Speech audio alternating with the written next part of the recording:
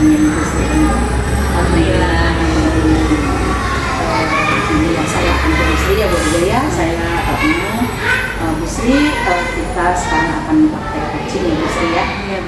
Saya sebagai supervisor atau misalnya pengamat, mohon maaf Bu Busri, bukan saya lebih bisa ya, tapi mudah-mudahan saya juga sama itu. Jadi nanti kita akan praktek coaching dengan Busri sebagai coach dan kita sebagai coaching, nah seperti itu. Nah nanti saya akan memulai sesuai dengan topik penilaiannya ini nanti, yaitu yang pertama nanti apakah Busri dalam pertanyaan sudah sesuai dengan alur kita, yaitu pertama tujuan, yang kedua adalah identifikasi, yang ketiga adalah rencana aksi, dan yang keempat adalah tanggung jawab, seperti itu. Nah kemudian bagaimana juga nanti Busri memberikan pertanyaan-pertanyaan yang berbobot kepada coach, artinya pertanyaan-pertanyaan yang dilihat dan bisa menggali potensi dari coaching, seperti itu. Kemudian selanjutnya nanti bagaimana coach bisa merespon pertanyaan-pertanyaan dari ibu, seperti itu. Nah, kemudian juga jangan lupa saya ingatkan teman-teman di coaching itu ada prinsip dari coaching. Yang pertama adalah kemitraan, yang kedua adalah percakapan kreatif, dan yang ketiga adalah memaksimalkan potensi. Oh iya Busri, sebelumnya saya akan mengajukan beberapa pertanyaan ya dalam coaching ini. Yang pertama nanti apa sih kompetensi coaching yang akan Ibu Sri kembangkan? Baik, jadi kompetensi yang saya akan kembangkan itu listen, kemudian mendengarkan, kemudian mengajukan pertanyaan yang berbobot. Kemudian bagian kompetensi mana yang akan secara khusus atau spesifik yang akan Busri observasi, akan Busri kembangkan? Mungkin pada bagian mendengarkan aktif seperti ini. Mendengarkan aktif ya Bu ya. Kemudian pertanyaan terakhir nih Busri, indikator pencapaian atau tujuan pengembangan yang diinginkan oleh Busri kepada coach itu bagaimana? Saya ingin si kucing yang saya observasi ya, menemukan solusi dari permasalahan yang terjadi. Itu yang kita Bagus Busri. Good luck ya Busri. Saya di sini sebagai supervisor akan menghormati Ibu. Mudah-mudahan coaching ini berjalan dengan lancar. Untuk itu saja Busri, terima kasih. Silakan Busri.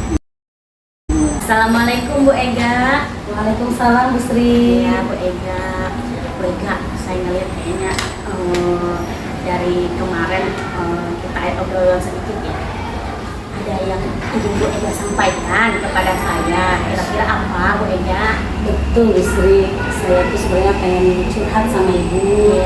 Ini loh Bu, mengenai kegiatan pembelajaran di kelas. Saya ingin sharing sama Ibu ya, mudah-mudahan ada solusinya nih Bu. Jadi saya itu beberapa kali pertemuan di kelas 7 ya. Sekarang kan lagi materinya tentang penjumlahan dan pengurangan bilangan bulat ya. Jadi di bilangan bulat. Jadi anak-anak itu setelah beberapa kali pertemuan itu banyak yang nggak paham Bu. Sedangkan yang namanya bilangan bulat itu kan konsep dasar yang harus benar-benar dipahami Bu ya. Karena kan di materi-materi berikutnya digunakan tuh Bu materi itu. Dilihat juga anak-anaknya juga tidak aktif, banyak yang diem aja. Ketika ditanya paham tidak, mereka jawabnya paham. Tapi ketika diberikan soal tidak bisa, itu loh Bu, saya pusing Bu. Apa yang saya lakukan gitu seperti itu tuh Bu, biar anak itu bisa memahami apa yang saya ajarkan. Oke. Saya bisa menangkap nih ya dari yang Bu Ega sampaikan tadi.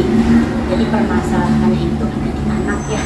Nah, si anaknya itu iya aja, betul. Tapi kan kita tidak tahu anak ini benar paham apa tidak gitu ya. Betul. Nah, Bu Ega, dari percakapan kita ini kira-kira tujuan yang ingin Bu Ega capai nih di akhir nanti apa gitu? Saya ingin menemukan solusi dari permasalahan saya tadi, Bu, agar bagaimana anak bisa memahami apa yang saya ajarkan, terutama di penjumlahan dan pengurangan bilangan bulat itu, Bu.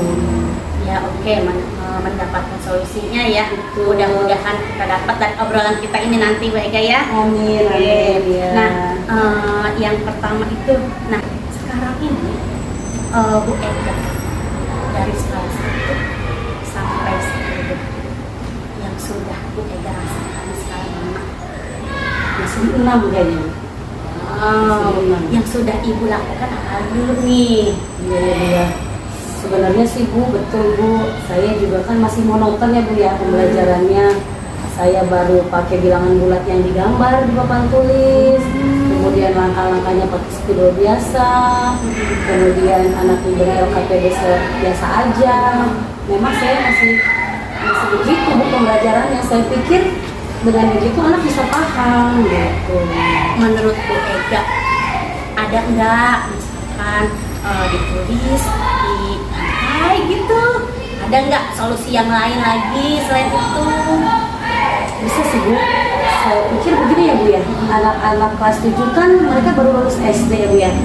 Sepertinya kuadratnya masih senang bermain gitu Ya itu. Apa saya buat aja strategi pembelajaran dengan permainan ya Bu ya? Ya bisa itu juga Bu Ega.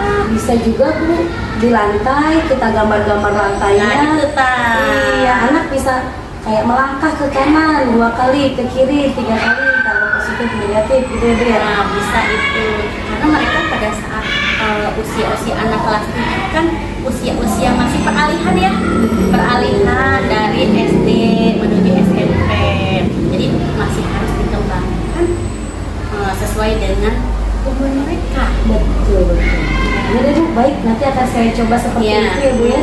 Mungkin juga bisa saya menggunakan metode strategi lain dengan yang basicnya memang permainan gitu ya, agar mereka merasa senang belajarnya ya Bu ya.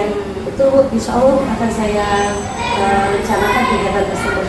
Oke, prioritas mana dulu nih dari tadi yang kita diskusikan yang mau Bu Ega lakukan dulu? Saya langsung akan melakukan metode permainan itu Bu, pertemuan yang akan datang. Kapan? Nanti hari Rabu akan ada pelajaran matematikanya di kelas 7 yang saya ajar. Saya insya Allah saya realisasikan apa yang saya rencanakan hari ini. Nah, Bu Ega, kira-kira komitmen yang akan Bu Ega lakukan?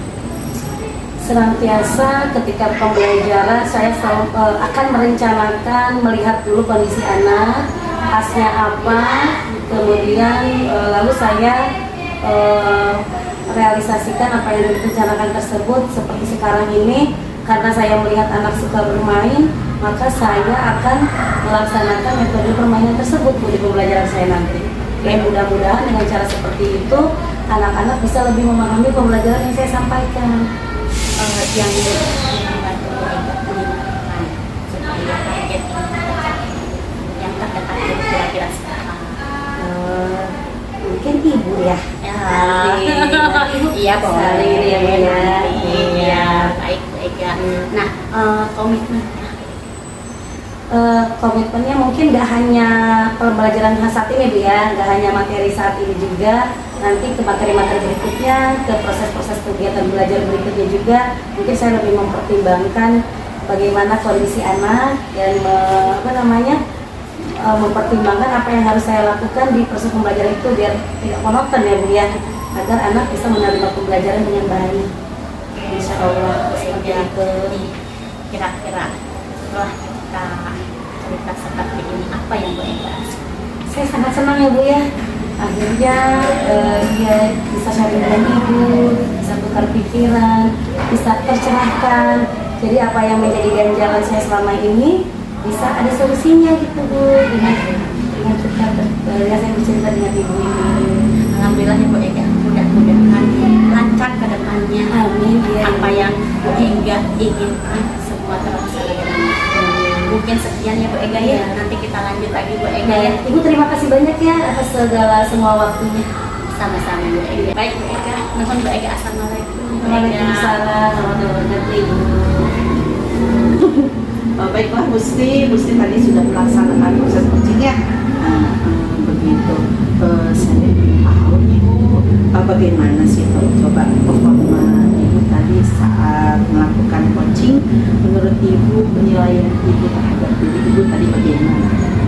Yang saya rasakan itu setelah melakukan ini, saya rasa sih sudah sesuai dengan alur fitrah ya. Kemudian si kucingnya juga sudah menemukan solusi apa yang dipermasalahkannya gitu kita. Sekarang saya juga tadi sudah mengobservasi itu ya. Boleh tidak saya menyampaikan hasil observasi saya, hasil pengamatan saya, boleh Bu? Boleh, Terima kasih ya Bu Sri ya. Nah, tadi hasil dari pengamatan saya bahwa Bu Sri sudah melaksanakan pertanyaan atau percakapan sesuai alur kita, di mana ada tujuan, kemudian ada identifikasi, masalah juga terlaksana, rencana aksi juga, dan kemudian tanggung jawab juga tadi sudah terlihat. Sudah Ibu sudah melakukan percakapan itu dengan sesuai dengan alur kita. Bagus ya Bu ya, mantap. Kemudian juga tadi Ibu ingin mengembangkan mendengarkan dengan fokus ya. Ibu tadi sudah terlihat mendengarkan dengan fokus kepada coaching. Kemudian juga coaching juga sudah merespon dengan baik, juga sudah saling merespon itu. Jadi alhamdulillah coaching ini sudah berjalan dengan lancar ya Bu ya.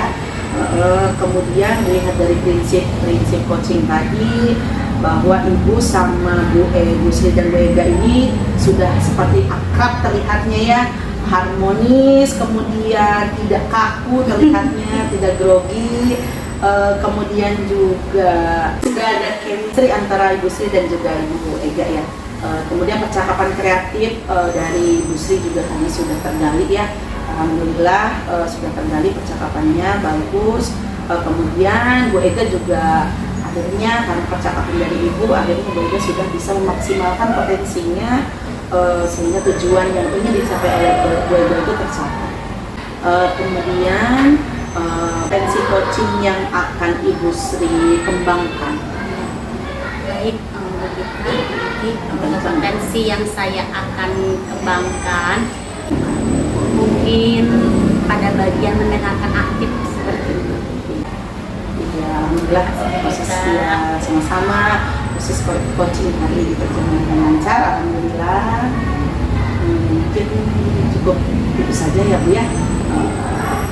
Maaf misalnya saya ada kesalahan, ada kata-kata yang kurang berkenan kepada Bu Sri, terima kasih dan juga kepada Bu Ega. Mungkin lain kali kita bisa bertemu lagi ya. Terima kasih. Assalamualaikum warahmatullahi wabarakatuh. Waalaikumsalam warahmatullahi wabarakatuh.